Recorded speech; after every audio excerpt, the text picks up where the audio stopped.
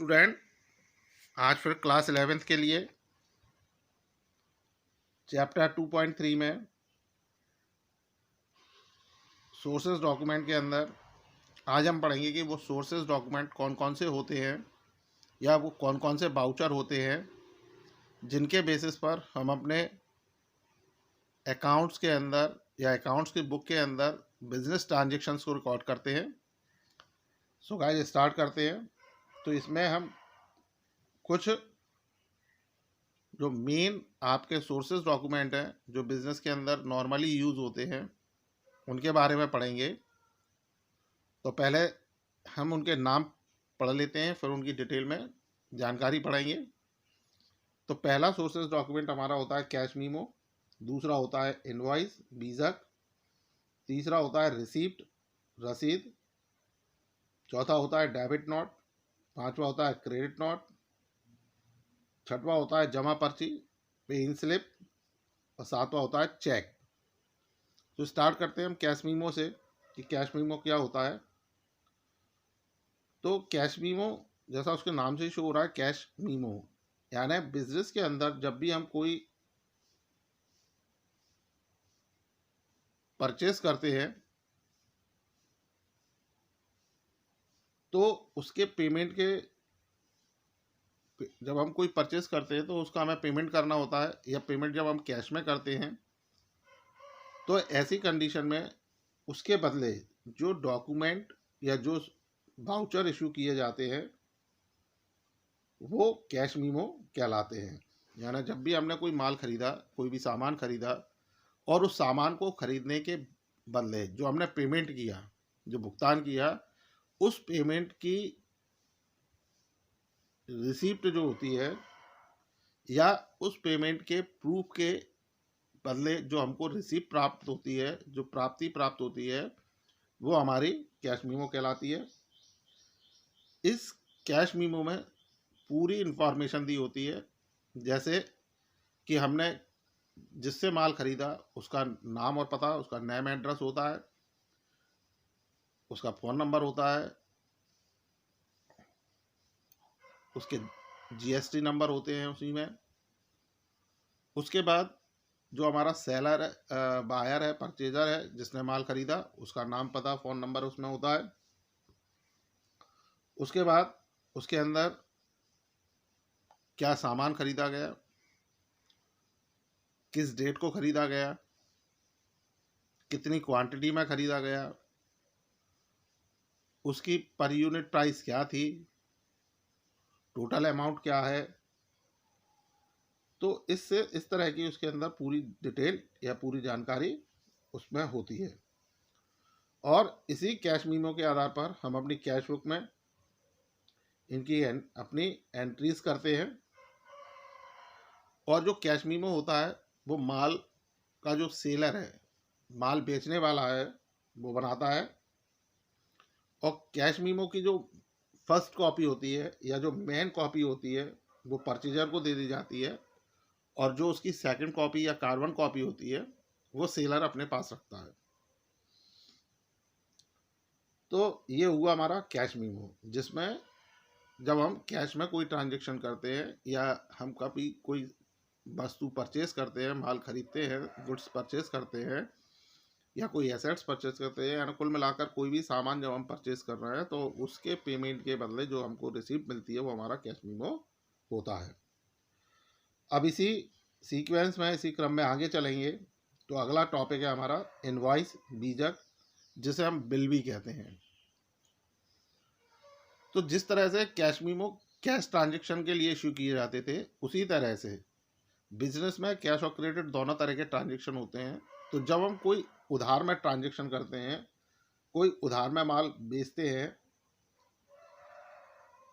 तब उस उधार में बेचे गए माल के प्रूफ के बदले जो डॉक्यूमेंट या जो return document on paper issue किया जा रहा है, जो लिखित में कागज पर कागजी प्रमाण जो निर्गमित किया जाता है, इशू किया जाता है, तो हमारा इनवॉइस या बिल यानी बीजक या बिल कहलाता है।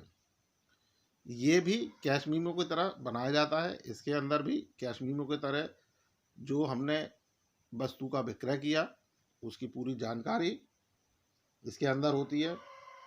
इसमें सेलर का नाम, बायर का नाम यानी जो विक्रेता है उसका नाम, खरीदने वाले का नाम पता, बेचने वाले का नाम पता, किस डेट को बेचा गया, कितना माल बेचा गया, क्या माल बेचा गया, ठीक है, और उसकी दर क्या थी यानी पर यूनिट प्राइस उसकी क्या थी, टोटल अमाउंट क्या था। तो इस तरह की सारी जानकारी इसके अंदर लिखी जाती है। इसे जो सेलर होता है, विक्रेता होता है, वो तैयार करता है और इसकी मूल कॉपी वो परचेजर क्रेता को दे देता है और उसकी जो सेकंड कॉपी कार्बन कॉपी होती है उसे सेलर अपने पास रखता है। इसी में अगली बात करेंगे अपन रिसिप्ट की, प्राप्ति, रसीद। जब कोई व्यापारी रोकड़ या चेक किसी अन्य व्यापारी से प्राप्त करता है यानी जब कोई बिजनेसमैन किसी से कैश रिसीप्ट करता है या चेक में भुगतान प्राप्त करता है, तो इस प्राप्ति के बदले यानी जो भी उसको पैसा या चेक प्राप्त हुआ, इस प्राप्ति के बदले वह एक प्राप्ति की, उस राशि या चेक की प्राप्ति की एक रसीद देता है जिसमें डेट होती है, अमाउंट होती है, कस्टमर का नाम होता है, उसका पता होता है और साथ ही साथ इसमें इस बात की भी जानकारी दी जाती है कि जो रोकड़ राशि प्राप्त की गई या जो चेक प्राप्त किया गया वो किस चीज़ का, किस ब्याज पर किया गया है। यानी जो हमको पैसा मिला या जो हमको चेक मिला वो किस पिछले ट्रांजैक्शन के बदले मिला या किस चीज़ के बदले वो हमको रसीद या प्राप्ति में दी गई, उसका भी इसमें जो इंफॉर्मेशन होती है उसको लिखा जाता है। इसे जो राशि प्राप्त कर रहा है वो व्यक्ति इशू करता है यानी जो पैसा प्राप्त करने वाला है वो रसीद देता है और उसकी जो मेन कॉपी होती है वो कस्टमर को दे दी जाती है और कार्बन कॉपी जो बिजनेसमैन है वो अपने पास रखता है। इसी सीक्वेंस में आगे चलते हैं, इसी क्रम में आगे चलते हैं। तो अगला है डेबिट नोट। जब व्यापारी क्रय किए हुए माल में से कुछ माल विक्रेता अथवा पूर्तिकर्ता को वापस कर देता है यानी जब परचेजर है जिसने माल खरीदा वो उसमें से कुछ माल जिससे उसने माल खरीदा यानी जो सेलर है, जो विक्रेता है, उसको वापस कर देता है। अब वापस करने के पीछे कारण कोई भी हो सकता है, कई कारण हो सकते हैं उसके, कोई भी कारण हो सकते हैं। जैसे जो आदेश दिया गया, आदेश के अनुसार माल नहीं था या माल में कोई त्रुटि थी या माल की पैकिंग में कोई खराबी थी। तो इस तरीके से कारण कोई भी हो सकते हैं। जब किसी भी कारण से जो माल का क्रेता है, माल खरीदने वाला है, वो विक्रेता को माल वापस करता है तो उसके बदले में जो डॉक्यूमेंट तैयार किए जाते हैं, जो वाउचर तैयार किए जाते हैं, वो डेबिट नोट कहलाते हैं। जो डेबिट नोट है उसको बनाने का ऑब्जेक्टिव होता है कि उसका खाता यानी जिसने माल वापस कर दिया उसका खाता डेबिट कर दिया गया है। इस प्रपत्र में व्यवहार की तिथि यानी इस जो डॉक्यूमेंट में जो ट्रांजैक्शन डेट है, जिस डेट को ट्रांजैक्शन हुआ वो, और खाते का नाम जिसे डेबिट किया गया यानी किसको डेबिट किया गया उसका नाम, राशि कितने रुपए का माल वापस किया गया और रीज़न कि किस कारण माल वापस किया गया। ये सारी चीज़ डेबिट नोट के अंदर मेंशन होती है, लिखी जाती है। इसी तरह से अगला है क्रेडिट नोट।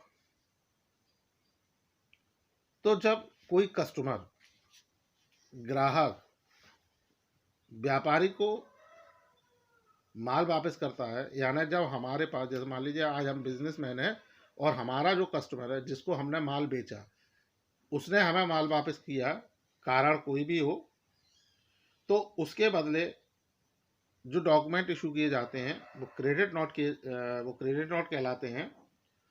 और ये इस बात की सूचना है कि जिसने हमें माल लौटाया उसके अकाउंट को, उसके खाते को हमने क्रेडिट कर दिया, यानी उसका खाता क्रेडिट कर दिया गया है। और इसमें भी डेबिट नोट की तरह ट्रांजैक्शन की डेट, किस डेट को ट्रांजैक्शन किया गया, क्या माल वापस किया गया, क्यों किया गया और कितने का किया गया, ये सारी इंफॉर्मेशन इसके अंदर दी जाती है। अगला है पेइंग स्लिप, जमा पर्ची। तो जब भी बैंक में हम रोकड़ या चेक जमा करते हैं तो हमें एक बैंक के अंदर जाकर एक जमा पर्ची, एक पेइंग स्लिप हमको भरनी होती है। और उसी स्लिप के आधार पर, उसी पर्ची के आधार पर बैंक हमारे द्वारा दी गई राशि या चेक, दी गई रोकड़, कैश और चेक को जमा करती है। और इस स्लिप में एक काउंटर फॉइल होती है, एक छोटी, मतलब दो भागों में वो पर्ची बटी होती है। एक होती है जिसमें बड़ा भाग होता है, एक छोटा पार्ट होता है, उसका छोटा भाग होता है। तो बैंक उस छोटे पार्ट पर, यानी जो काउंटर फॉइल होती है या जो फॉइल होती है, उस पर बैंक अपनी सील, और जो कैशियर है बैंक का वो उस पर अपने साइन करके वापस उस व्यक्ति को दे देते हैं जिसके द्वारा बैंक में रोकड़ जमा की जा रही है या चेक जमा किया जा रहा है। और ये जो काउंटर फॉइल है वो इस बात का प्रूफ होती है कि आपके द्वारा इस डेट को इतनी इतनी राशि इंडियन नोटों के रूप में या इतने राशि का इस बैंक का चेक आपके द्वारा बैंक में जमा किया गया, जिसे बैंक ने स्वीकार कर लिया। इसी क्रम में अगला है चेक। तो चेक भी एक रिटर्न डॉक्यूमेंट है जो बैंक के लिए उस पर लिखी राशि का भुगतान करने का आदेश होता है। यानी जो चेक है वो एक तरह से एक ऑर्डर फॉर्म है, एक आदेश प्रपत्र है, जिसमें खाता धारक, जिसका खाता है, वो चेक जारी करके बैंक को आदेश देता है कि इसमें लिखी हुई राशि लिखे गए व्यक्ति को या उसके खाते में हस्तांतरित कर दी जाए, ट्रांसफ़र कर दी जाए, उसको दे दी जाए। ये इस तरह का एक ऑर्डर होता है। और हर चेक में एक फॉइल पिनअप होती है, संलग्न होती है। और ये जो फाइल होती है उसी के आधार पर हम अपने बिजनेस के ट्रांजैक्शंस को अकाउंट्स बुक में रिकॉर्ड कर सकते हैं। सो स्टूडेंट, आपको ये सोर्सेज डॉक्यूमेंट थे जो मैंने अभी आपको बताए, आपको अच्छे से समझ में आए होंगे। इनसे रिलेटेड कोई भी डाउट्स या क्वेरीज के लिए आप मुझसे संपर्क करें। So student, thank you.